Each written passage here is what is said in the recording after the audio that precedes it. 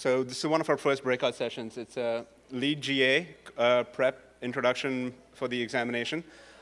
Just wanted to have a quick show of hands here for people who are familiar with the LEED rating system and might already be accredited or might have expressed interest in becoming accredited.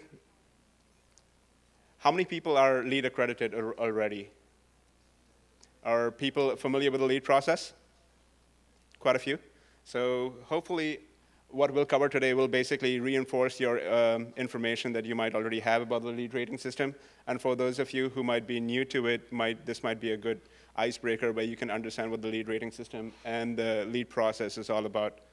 So what we try to cover today is going to be introducing us to the US Green Building Council, introducing us to the GBCI, which is going to be the sister organization that actually administers and proctors the LEED examination. We'll describe what LEED is and what LEED, the concepts behind the LEED rating system are going to be, define the scope of the LEED rating system, and detail crucial green building concepts and implementations pertaining to their examination. We do want to basically let you know, for those of you who are interested, 3 Squares Inc. will have a training seminar which will help you, should you be interested in getting your LEED certification and accreditation, to enable you to pass the examination on your first try. So this entire conference has talked about green building, it has talked about sustainability issues, it has talked about renewable energy. For those of you who are not familiar with the LEED rating system, buildings undergo LEED certification and people get accredited. There's quite a lot of misnomers out there where people don't know how to distinguish between LEED accredited people and LEED certified projects. So this is just a quick introduction that I want to make very clear in terms of clarification, that people do get accredited, buildings and projects will get certified. The LEED system was basically put together in order to quantify the metrics that go into a LEED project, a building, maybe a housing community, neighborhoods, schools, etc. And the way they basically get tiered up are a project manager or project accreditation person will basically become LEED AP in their, depending on the vocation, depending on what they would like to focus on. LEED has separate specialty niches. They basically have interior design and construction, they have building design and construction, they have operations and maintenance, they have neighborhood development, and they have a regular legacy LEED AP. LEED has been in existence for quite a long time. It was basically found in 1992. The first LEED rating system was basically introduced in 97.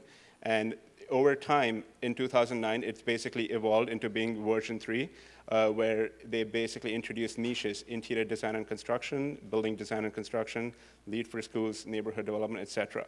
If you've been a part of the green building movement for a long time, if you've been a part of the LEED green education for a while, LEED basically does have the highest tier, that it has LEED fellows, and they will basically be awarded based on the industry affiliations and the service to the green building industry.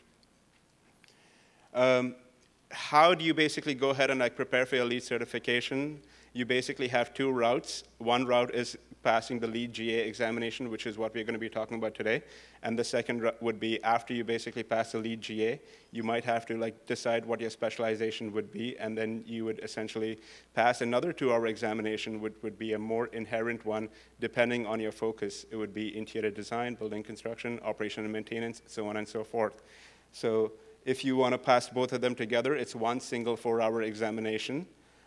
You would need to basically chalk out 4 hours, and you would need a LEED green building experience on a LEED project, and you'll be eligible for them. Green Fellow, the highest tier of green rating system by the USGBC, is basically somebody who's been in the industry for a while, who has conscious recognition of what they have given and how they've served the green building industry. And it's still in development as of 2010. There's no formal guidelines. It's a self-nomination. People who basically self-nominate themselves will be evaluated by the US Green Building Council, and the nominations will be selected on accordingly. So what is a green building or green LEED GA examination? The LEED GA is Introduction to Green Building Concepts. USGBC formulated LEED for introducing people interested in sustainability and green building a new vocabulary, something that people could basically talk to each other. When you see a LEED logo, you see a USGBC plank on a building, you recognize the value, you recognize the effort, you understand that there's a metric associated with a green project. So what LEED does is it's a macro overview of these concepts. It's a macro overview of the vocabulary and how a building gets evaluated based on water efficiency, based on electricity and power that goes into a building, based on materials and resources, some of the waste stream issues, some of the watersheds, some of the energy consumption due to heat island effect, some of the indoor environmental quality. So all these concepts are going to be introduced to you in a macro way in the GA exam. You will be learning a lot of terminology. You will be learning a lot of green building concepts. And the test specifically itself is going to be 100 multiple choice questions. Some of them are going to be multiples or multiples. Maximum possible score of 200, minimum possible score of 125. Score at least 170 in order to pass the examination. There is a 10-minute tutorial before, which will basically introduce you to the user interface. There's a 2-hour actual exam time. A 10-minute satisfaction survey where they basically judge what was according to your standards and what was not. Give yourself about 2 hours and 20 minutes at the examination test-taking center. You do get your score instantly. There's no partial credit. There's no penalty for wrong answers. Personal calculators are forbidden. If there's any calculation required at the test, you will basically have the interface required to do that calculation on your multiple choice question. And it is a closed book. And if quite a few of you guys decide to go at the same time, you can't peer over your shoulder. It's basically randomly generated. The questions you get are going to be very different than the questions the person next to you gets. I have a lot of high school students who have green building in their curriculum. They planned a day where they kind of took the entire class, and they're very disappointed because everybody had a different answer. So I just want to bring it up. Exam questions and results are broken down into 7 knowledge areas. They basically talk about synergistic opportunities between LEED and the application process of a LEED building process. Project site factors, location, orientation, where you can build, where you cannot, avoid prime farmlands, et cetera. Water management, how basically you can manage processed water, how do you manage landscape irrigation, how do you manage interior building water consumption. Project systems and energy impacts, how renewable energy will impact your project, how different kinds of energy will basically impact your project in terms of geothermal, in terms of solid waste, et cetera. Acquisition, installation, and management of project materials. Where are the materials sourced from? Are you getting timber from China? Are you getting rapidly renewable materials which are locally grown? How does that impact it? How exactly to evaluate the materials that are going into your building, if you're going to be using reuse a building, if you're going to be using salvaged materials. How do you quantify building materials, either by weight or by volume or by dollars per project cost?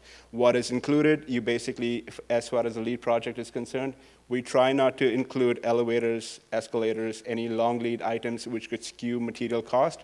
We try to focus more towards like building elements, roofs, walls, floors, windows, doors, furniture components, if you will, any kind of like interior carpeting, et cetera.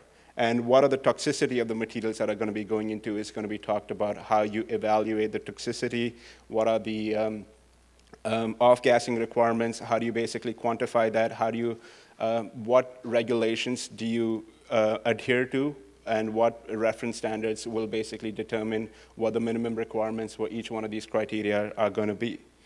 Stakeholder involvement in innovation. How many people are involved in the building industry? Just show of hands quick. Contractors, engineers, architects, designers, interior. So you guys understand that building is a team sport. There's a lot of people involved. If you have the leadership of a project, kind of conveying a project, you have the designers and the design team trying to engineer or design something for them. And then you finally have the contractor and the people who are actually going to be building the project. It's very imperative in a LEED project where you basically have the design intent carried through all the way into construction.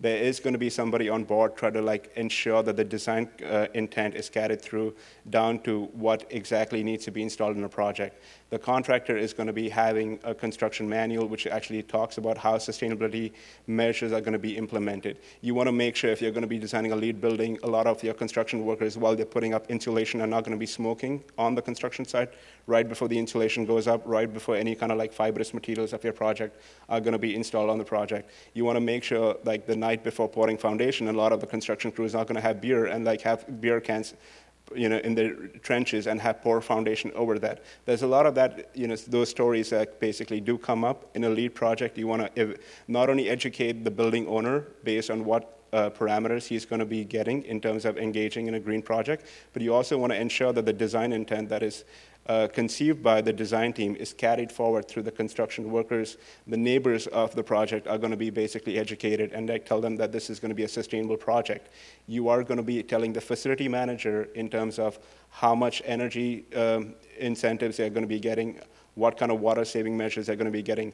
All the utility consumptions and the waste streams of the project are going to be shared by USGBC. So you do get a chance to evaluate your project individually, and you're going to be sharing the parameters with the green building movement nationally. So those are some aspects, and project surroundings and public outreach is also very critical. LACCD, LAUSD have adopted the green building standards. They basically look to USGBC LEED projects as basically a requirement in the RFPs right now. It's not a voluntary option anymore. A lot of the academic institutions, such as the regions of UC California, do require certain buildings to basically be LEED certified. So there is a large mass movement out there where people have embraced the green building concepts, and they look to USGBC and they look to the LEED rating system as the rating system that defines the green buildings projects that they kind of work on. Google also is basically one of the largest building owners in the country. They also require a lot of the data centers be LEED certified as well.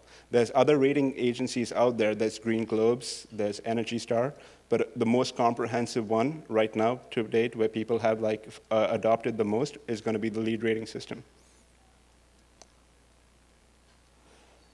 These are sample questions that we have, just to give you a quick idea of what kind of questions will show up in the LEED GA exam.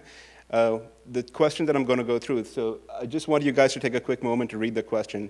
There's going to be a few questions such as these where they are going to be pretty evident. If you basically try to read the question, is it safe to say that most of you guys who are not really familiar with green building or not really familiar with actually working on a design project might not have got this answer right if you had not studied for the test? This is something that you probably need to open the study guide and actually go through the material and identify. So these are questions that might need to be identified based on the study material. So you might need to actually go through the material. Is it safe to say that you might not have gotten this right? There are a couple of other questions that we have. So if you are in the green building industry, if you basically participated in conferences like these, is it safe to say that most of you might be able to have guessed the right answer in this case if you didn't already know? Is that a good assumption? Kinda, sort of? Okay. And the last one we have is if you guys are, if you follow current events, if you are a news junkie like I am, if you basically keep abreast of what green building regulations kind of come up and you come to these conferences, is it safe to say that you might be able to get this right if you're just reading current events? You don't really need to go through the study guide. So the point that I'm trying to make here is when you are trying to study for the green building exam, you're trying to take the LEED GA exam, there's going to be a few knowledge areas that you focus upon. There's going to be the study guide, that's going to be the core source material for the examination, but there's going to be ancillary material which might be derived from local regulations that are coming up, maybe state by local regulations or certain local regulations that are going to be implemented by the Department of Energy, or there's going to be certain questions that are going to be pertaining to regular urban design, urban infrastructure, urban logistics that might come up. So there's going to be a mix of questions that are going to be implemented in the LEED GA examination, just to make sure that you guys understand what the consequences of green building might be holistically.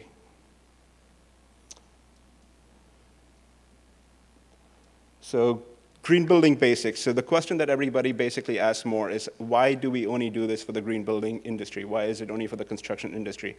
The slide that I have here, I want to highlight the potential of the green building projects. So we're talking about 72% of electricity consumption. We're talking about 20 to 50% of energy use. We're talking about 40% of material use. We're talking about 38% of carbon dioxide emissions, 30% of waste output, 14% of potable water consumption. So in the just in the construction and design industry, there's a great potential to be a little bit more conservative. There's a great potential to essentially save and minimize our environmental footprint, to minimize and actually be sensitive to like how we affect the macro and the micro environment that we live in. So because of the potential that we have, we basically implemented something like green building. What exactly is a green building? So the definition of green building is going to differ depending on where you're reading the source from. The idea here is we want to give you the parameters that basically define a green building, not really a definition to what a green building is. The green building efficiently uses energy and uses benign energy.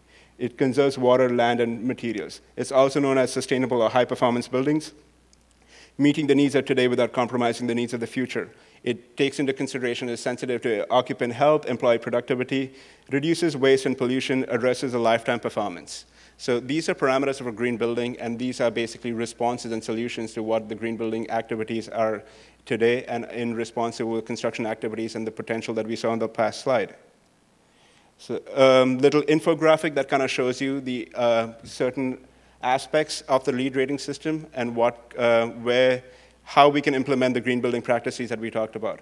It's very important to locate and orient the building correctly. You want to make sure that you can take passive design advantages in your design process. You want to make sure your land use, where you build it, is going to be as critical. Material selection, HVAC and R, indoor environment, lighting, transportation. All these are basically decisions and topics that will basically influence your project. They will help you either achieve or not achieve certain LEED credits. LEED basically works on credits. We'll talk about that in the next slide.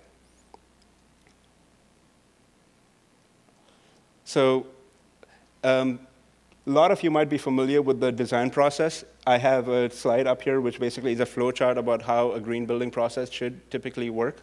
The first half of the flow chart basically talks about defining the green building goals of the building, set goals that can be reached, hold a meeting of all team members, get everyone on board and plan the goals, select appropriate technologies and approaches. So this is the front-loaded approach that we recommend when you're working on a green building project, when you're working on a LEED project, when sustainability goals are important for you to achieve. And then the latter half of the flow chart is basically how a regular project works. You design the project, you construct the plans, you go through the bidding process, you go through the construction, and you go through commissioning. How many people are familiar with the commissioning process or have heard of commissioning? No? You are? You want to help us understand what commissioning might be? Yeah, it's dialing in all the systems of the building so that they produce the results that Exactly. you plan for. Exactly. So when you're talking about designing the project, I will in a second. So what the gentleman just said, the commissioning process is essentially verifying that everything that the building has been designed for functions and is installed adequately. So you want to basically make sure when you go through the design phase, you design something per the requirements of the client. You basically construct drawings that explain that design intent to the contractor. The contractor takes his drawings and constructs a building. You bid out the project so you get the equipment, and then you basically commission it to verify that what was built was according to what was designed. So commissioning process is a very important step in the LEED process. You want to make sure that the commissioning also takes into consideration the green goals. What was the project supposed to be? What is the environmental footprint of the project? What was the carbon dioxide emissions that you want to reduce by? What are the energy-saving consumption measures that you basically wanted to implement? How much energy do you want to save on the project? Okay. How much do you want to reduce the transportation footprint? Do you want everybody who's going to be coming and leaving your project to drive a car? Do you want them to you want to encourage them to take public transportation? Do you want to make sure that you're going to be using renewable materials in your project? Are you going to be instituting any kind of like solar measures, any kind of renewable energy production on your project? All of that will be identified in your green building goals. They will be agreed upon in your meeting, and they will be a part of the commissioning process. They will be informing the commissioning process. So why do we do this? Are we all just environmental stewards? Yes, we do want to be, but what LEED also encourages is a triple bottom line. So we want to make sure that it does foster economic growth, it does foster some kind of social progress, and you do want to be environmental stewards. So it does cater to all of these three inherent needs. We do want to make sure that it produces a long-term positive economic impact. We do want to make sure that it directly and indirectly affects the environment. Does it or does it not? If it does indirectly affect it, we want to find out where it indirectly affects it, and we want to offset our footprint accordingly. Does the building promote the well-being of the laborers and the occupants and the people involved in the process? And it's also known as people, profit, and planet. So LEED and the LEED process. So a quick introduction to what USGBC was, founded in 1993 by Rick Federici, who's the current president and CEO. Nonprofit of 80+ chapters, it is a 501c3, nearly 20,000 member organization. So has everybody here heard of the USGBC? Anybody not familiar with the USGBC? Oh. So the functions of the green building, it's to promote sustainable research. It wants to promote outreach, education for green building principles. You can find more at their website. Their premier event conference is called Green Build 365. It also basically administers the LEED rating system, the development and modification of the same, controls LEED building certification process for homes only. So the principles and the core mission statement behind USGBC: promote the triple bottom line, establish leadership, reconcile harmony with nature, maintain integrity, ensure inclusiveness, exhibit transparency, foster social equality. So USGBC, we talked about how does LEED fit into that? So the LEED certification often translates into money saved over time in terms of energy, water, and productivity. It has measures and quantifiable measures that you can implement on a project to decide how you can save these, how you can implement certain things to basically have maximum effect on a building. Government incentives, it takes into consideration incentives, green permits, expedited or discounted permits, tax incentives, and floor area ratio bonuses. How many people have encountered certain kind of green permits? Anybody familiar with them? What kind of green permits are you familiar with? A variety of them? Yeah. Okay, so there's a few cities out there, if you are going to be building a certain green building, they will either facilitate the speed, or they will basically make sure that the permit prices are going to be a little subsidized if you encourage, in order to encourage certain buildings. So if you are in Santa Monica, there's a couple of like Santa Monica, City of Santa Monica does basically provide certain expedited permits for solar projects. So if you're in the city of Los Angeles, if you're going to be having alternate vehicle charging stations, they have they have a subsidy program which will help you procure vehicle charging systems or charging stations, which are going to be like $2,000 cheaper than the regular market rate. So they have a lot of green permits available depending on the location of your project. So you most certainly do want to dial into the city. You want to basically ask them and tell them, give them a heads up. Hey, I'm going to be participating in a green building project in the city. What kind of subsidies, green permits, et cetera, do you have? And you'll get a whole list of that. Or call Jan Perry's office, and she'll be more than happy to facilitate that. She's really been a leader in this. So she's been facilitating the electric vehicle charging program. So she has been very, very critical in terms of having that subsidy available in the city of Los Angeles. So there are alternatively also federal, state, and local authority or private developers may require it. If you go to Siemens, if you go to any of the solar manufacturers, you tell them that you have a large or small project which is going to be iconic in a certain neighborhood, and you want to be the first of the kind to basically have a solar rooftop array. They will be more than happy to facilitate either the implementation cost or the upfront acquisition cost. So you can actually go to developers and manufacturers directly, tell them that this is what you're interested in doing, and they might have a way to facilitate that either with tax breaks, by reduced acquisition cost, or installation processes. So LEED facilitates integrated design from start to finish.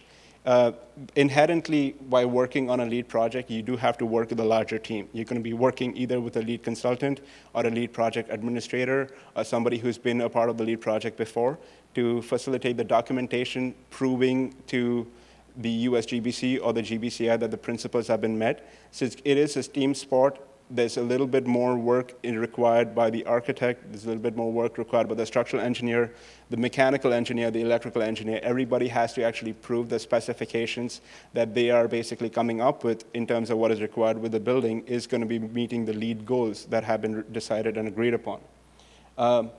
Also, instituting a LEED project is good marketing, and it does highlight good PR for your project. It does get listed on the USGBC website. You do make a statement to the building occupants. You do make a statement to the people who are going to be realizing and being a part of your building that you are environmentally conscious. You do really care not only for the profit motive, but also for the environment. So how does the LEED process and the LEED metric break up? All the LEED rating systems follow these metrics. So they basically evaluate a building based on sustainable sites. They are macro parameters basically affecting the location, orientation, and where a building gets basically built. It also takes into consideration water efficiency. What are the measures that we can do to reduce landscape irrigation? What are the measures that we can do to conservatively basically affect indoor building water use? How do we deal with the quantity of stormwater drain runoff, the quality of the stormwater runoff from our property and around our building, the energy and atmosphere content of how much energy is produced by the building if you have renewable measures implemented, how much energy is consumed by the building, and where the energy is kind of going. Materials and resources, which talks about what the building is made out of, how much building reuse do you have, what kind of salvage materials do you have in your building, how to quantify the volume pertaining to renewable materials, regional materials, and the toxicity of the materials. If you're building out of wood, is your wood basically FSC certified? How many people know what FSC is?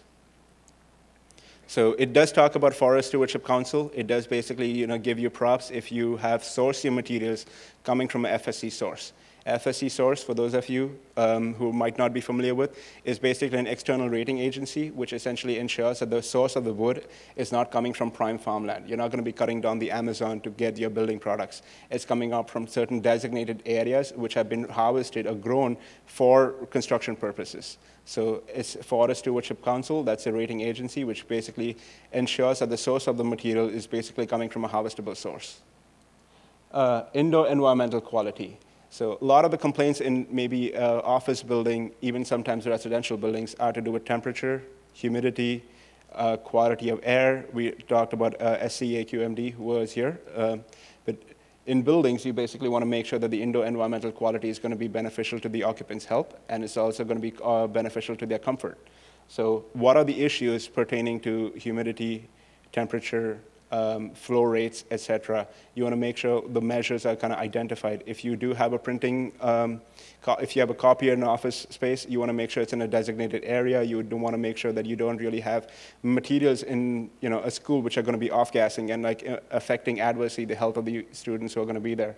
See, all the criteria and the issues and the reference standards that basically go along with these decision-making are going to be talked about in detail in that credit category. Then there's something called innovation and design process, innovation and operations. If you are somebody who's a leader in your specific field, if you figure out there's a way that you can contribute to a building project by implementing a strategy that other people might not have heard of or is technologically advanced, that's a place that there is accommodation in the LEED rating system where you can invent a strategy, you can invent a way of positively contributing to the green, sustainable nature of the project by inventing something, and that's where it would basically get listed. Also, regional priority.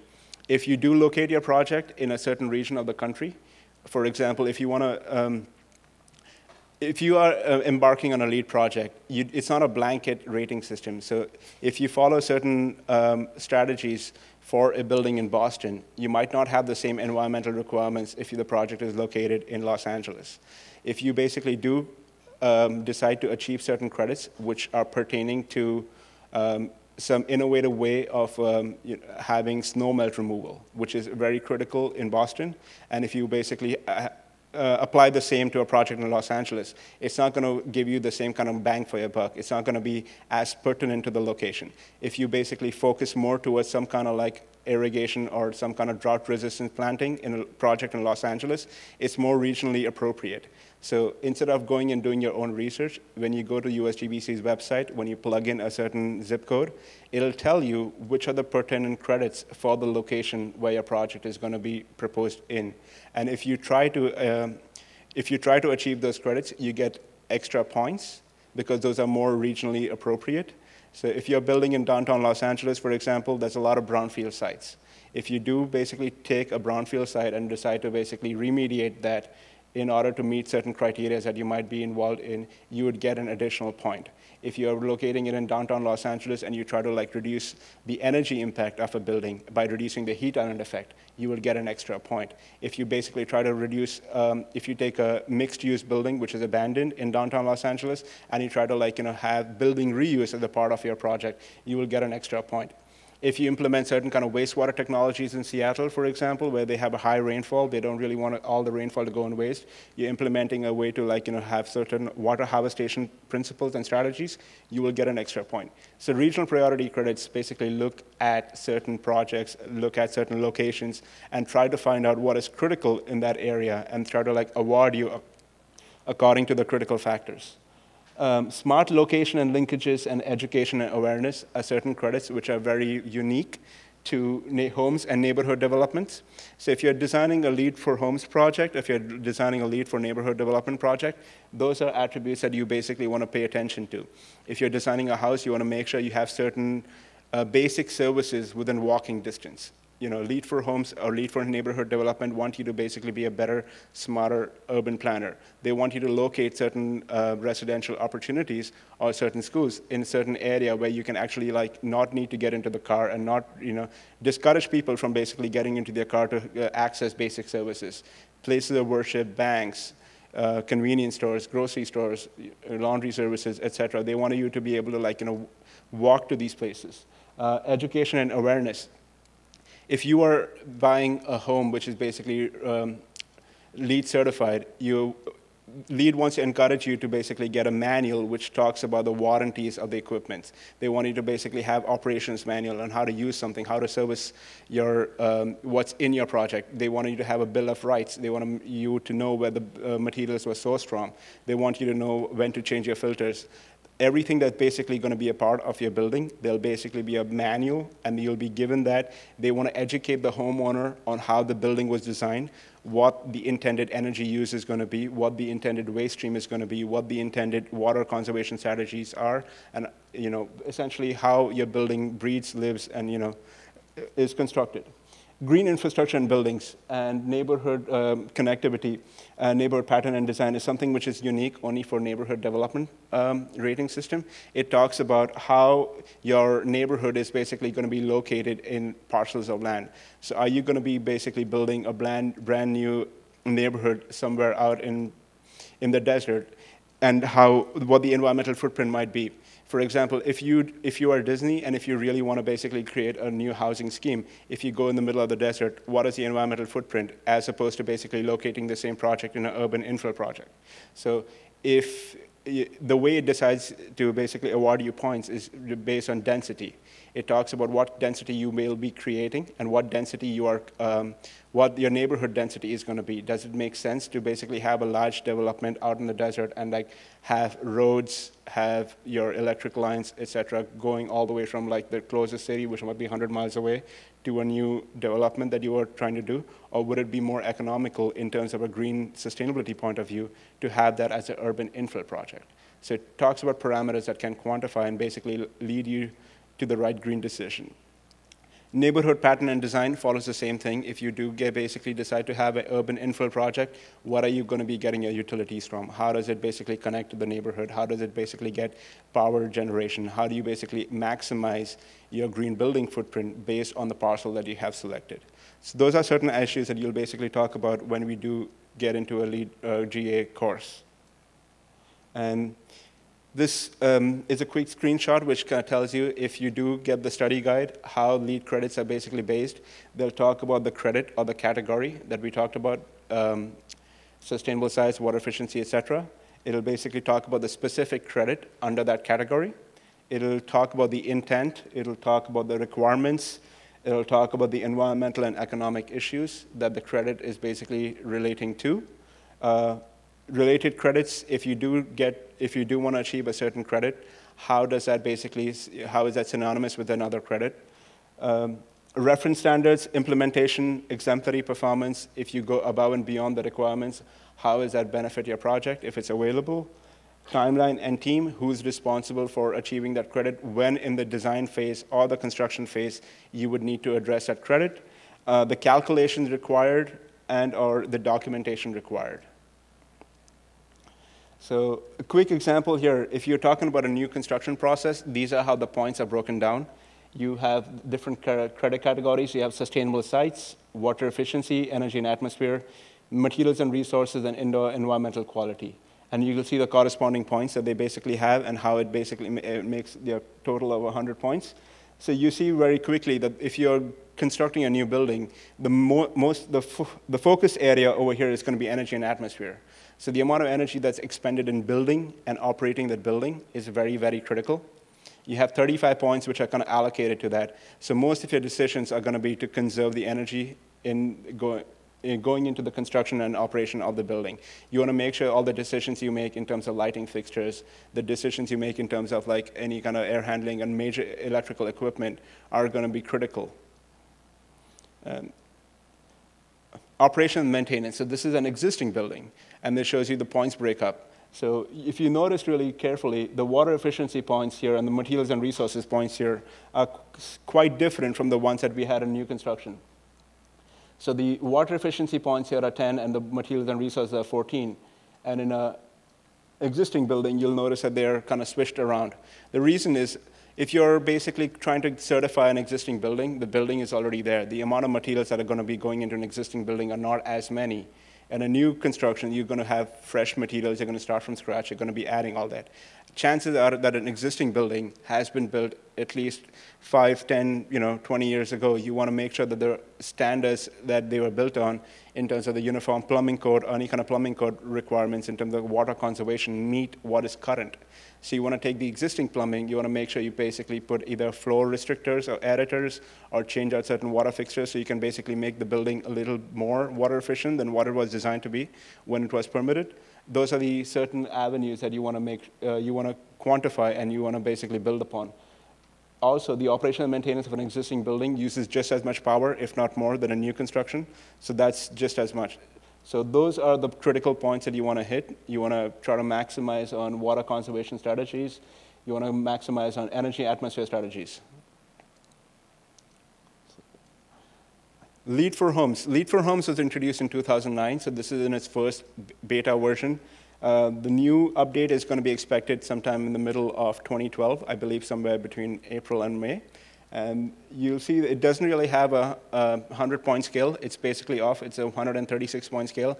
They had a lot of criteria that they were basically trying to get into it. The new version will be on a 100-point scale, but it does basically follow the same kind of point pattern in terms of like the breakup of points. You do have sustainable sites, water efficiency, energy and atmosphere, materials and resources, indoor environmental quality, and education, awareness, innovation, design, smart location, and linkages.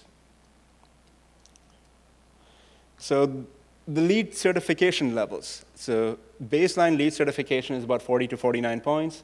Silver is between 50 to 59. Gold is basically 60 to 79, and anything above 80 is going to be platinum.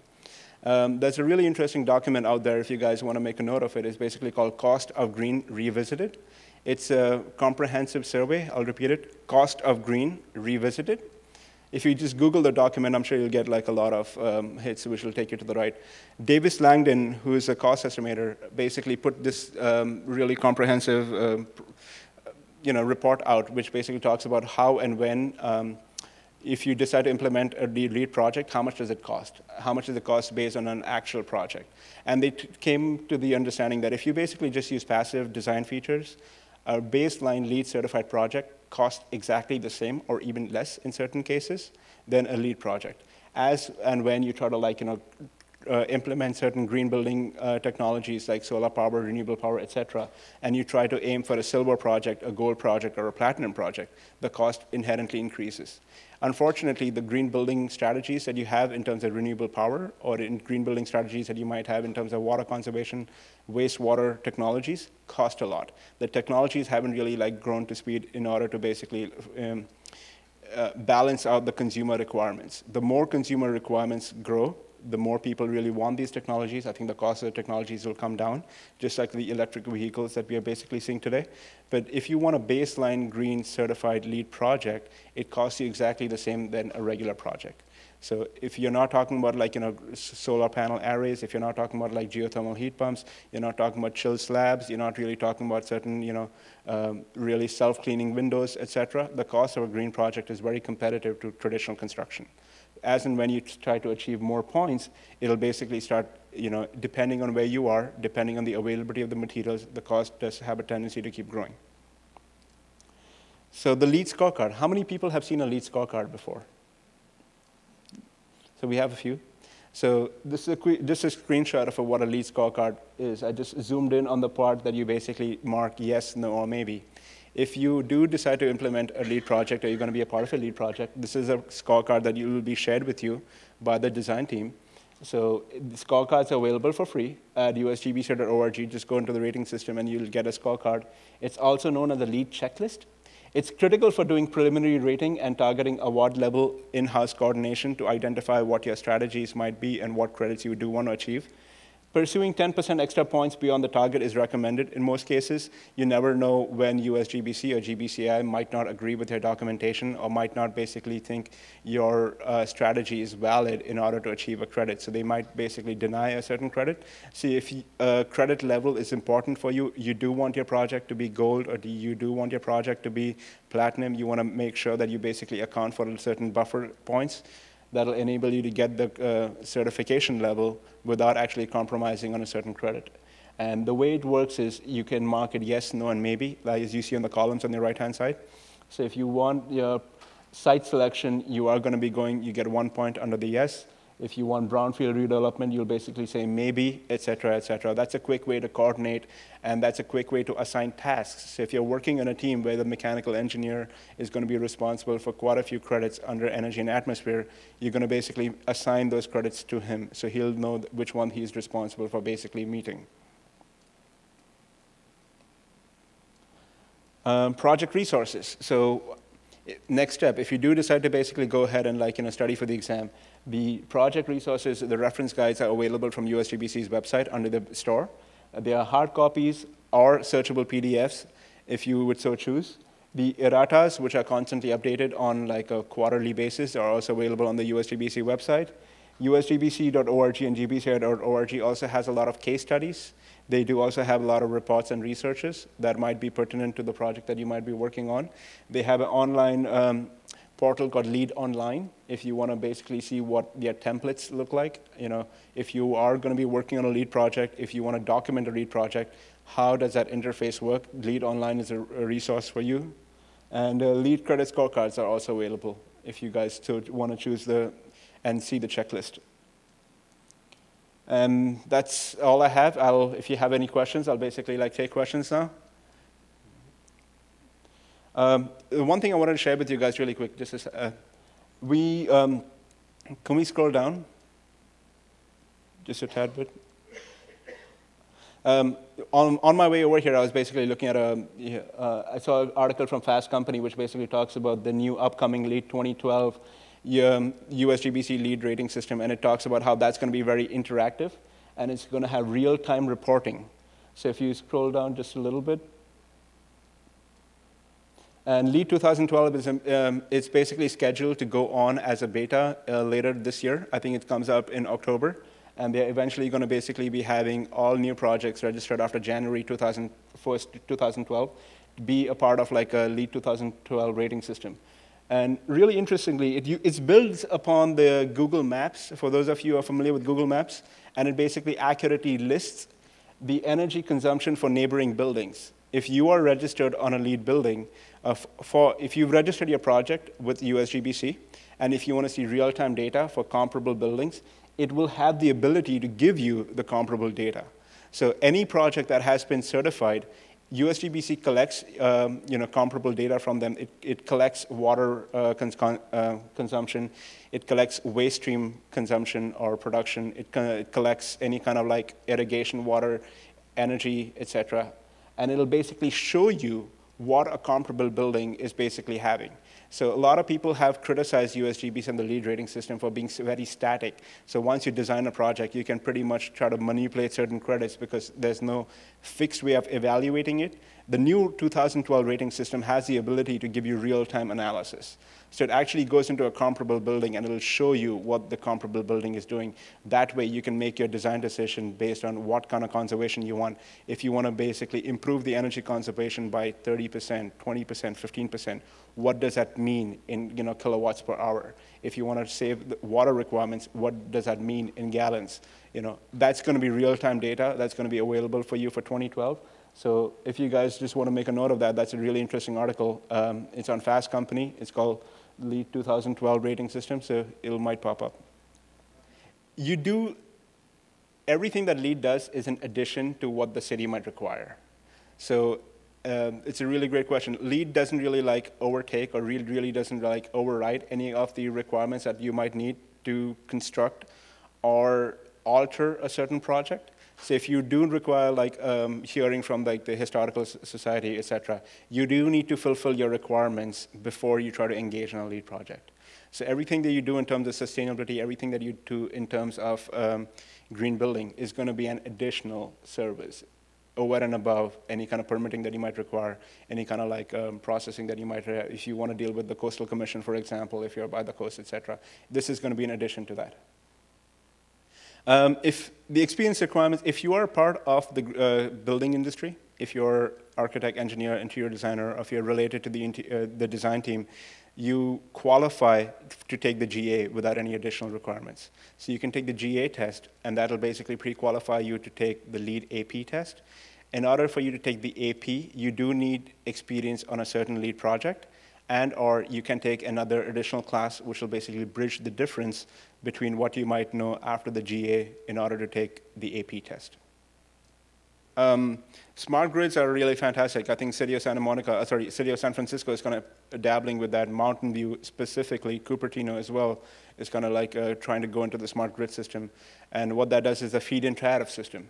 So if you basically have a project where you have renewable energy that's being produced on site, there's a certain amount of political, legislative items that need to be addressed before you can decide if you can sell your power back to the grid. And it's much easier in a deregulated market. I know it's pretty prevalent in Texas, Austin. For those of you who ever heard of South by Southwest, there's quite a few smart grid providers and smart grid infrastructure developers who showcase their wares there pretty often. And Austin is a really poster child for smart grids. They've basically been able to implement it because it's a deregulated market. California is a regulated market, so you cannot really shop around to see who your power provider is going to be. If you live in a certain area, you're pretty much limited to who your power provider is going to be. So the power providers we have right now are not very friendly to feed-in tariffs. They really want to control the source for themselves, and they want to be able to control the price themselves. So as soon as you start becoming a power provider, you have the option to verify how much power you're going to get from them versus how much power you're going to be giving back. And that's a legislative issue we haven't really addressed as much, but LEED does incorporate smart grid technology. It does basically have an accommodation to reward you should you basically be producing your own power, even if you don't use all of your own power. So it has a way in its calculation under energy and atmosphere to reward you for the fact that you're producing your own power, and if you're basically going to be sending your power back into the smart grid. And there's an accommodation for a building automation system. So if you have feed-in tariffs, if you have building automation system that basically quantifies and keeps track of how much you might be giving back versus how much you're producing, it has an accommodation to reward you for the same as well. There's quite a few LEED buildings that have, there's quite a few existing buildings that have been basically certified as retrofits. So operation and maintenance is basically any building which has a large portion of their building space, more than 50% needs to be retrofitted. If not, it's going to be a new, sorry, less than 50% would need to be retrofitted. If it's more than 50%, it's going to be a brand new construction. That's the threshold. That's the difference between LEED new construction and LEED existing buildings. So to give you a case study, there's, let's see, are you guys familiar with West Los Angeles College? West LA College? Or Santa Monica, SMC has a really new location right next to Santa Monica Airport. So the new building that they had, they basically started with an existing building and they retrofit the entire thing to make a new college, to make a new academic institution, so classrooms. And they basically qualified for existing building because they upgraded a used building in order to basically add more floor space. They added new mechanical, they added I think raised slabs because they didn't have the height floor to floor.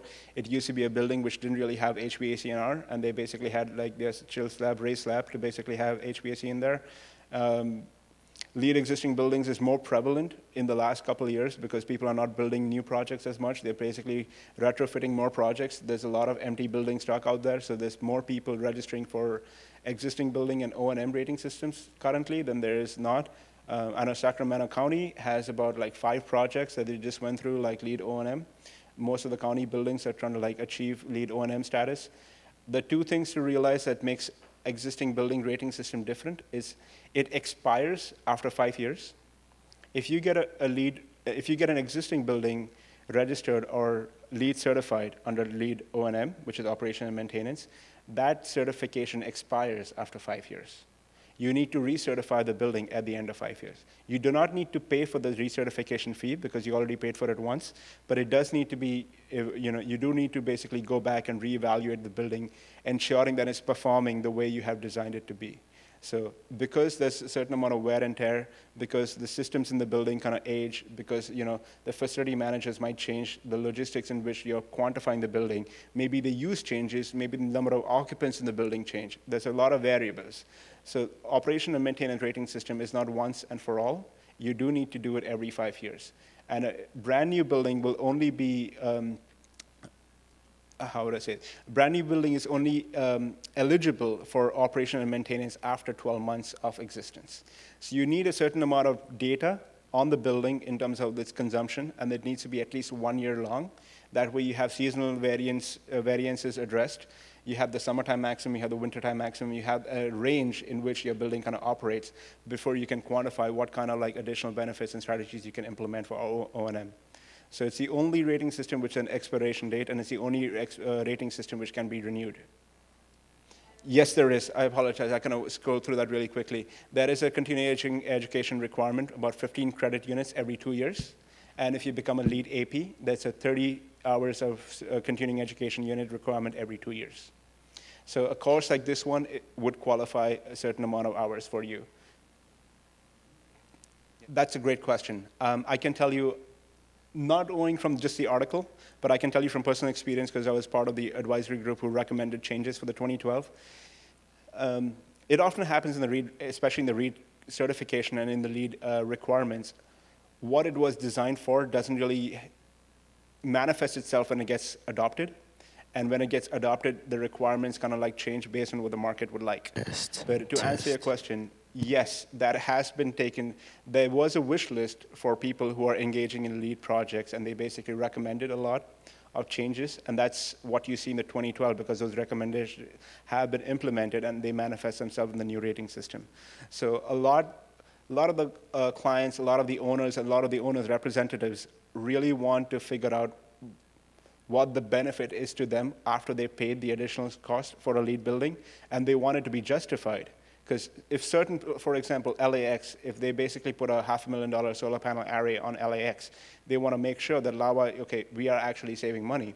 It doesn't matter who our airport controller is or director is. We want to basically be constantly able to see the value in implementing these measures. Now, if DWP goes and increases the rates 25% in the next 2 years, that value is going to be diluted. So how do you give somebody the ability to evaluate the performance of the building without tying it into a monetary benefit? And part of the reason LEED 2012 is coming up with what they are is they want to be able to show you the past electric use of your building, not basically evaluating it with a dollar per kilowatt. So as long as you know your building is consuming a lot less power, in spite of your power rates going up, okay, you will be able to evaluate how much power your building is using. For example, let's say if Los Angeles tries to basically have a huge conference in 2 years, right? You have a lot more people coming in and out of the airport. Using the LAX as an example, how much power does LAX use if you have 1 million people going through the gates on 1 year as opposed to 5 million? So what is the standard usage rate? You can apply that principle to any building. If you have a certain number of occupants, what is your building performing at? It's a live data. And as opposed to basically having it in this, if you're a school, what is your fall input and your spring input versus your summer input? So you can basically quantify real-time data to understand what measures can be applied at what stage of the building, what stage of the use of the building, and at what number of occupants. And that data is going to be something that USGBC wants to share with you, because the way it is right now is not very transparent. The user has the availability and the use of this document, but I haven't really seen that many owners who actually plug that into an interface that is constantly talking back to them. So they have this static data in some Excel sheet, which is filed under an archive folder, but they don't really make use of it. So USGBC has the ability to compare all this data with comparable properties and feed it back to you. So if you're a part of the LEED rating system, if you'd have had a chance to have your project LEED certified, USGBC is doing an additional service by giving you back that data, comparing your project with other projects out there, giving you live information on how your building relates and how your strategies relate to another strategy or for another building. Any more questions? All right. Thank you. Appreciate it.